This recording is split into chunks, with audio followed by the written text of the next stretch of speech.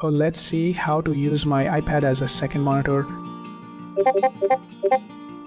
In the first step, verify that both your Mac and iPad are logged in with the identical Apple ID. Now, enable Bluetooth, Wi-Fi, and handoff features on both devices.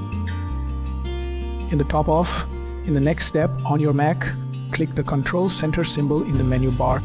After that, choose Display Settings. Next, select your iPad from the options to start Sidecar.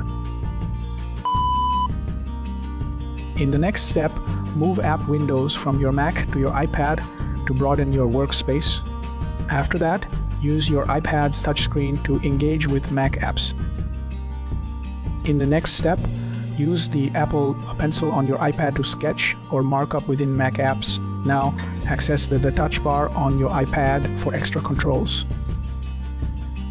In the next step, on your Mac, go to System Settings and pick Displays.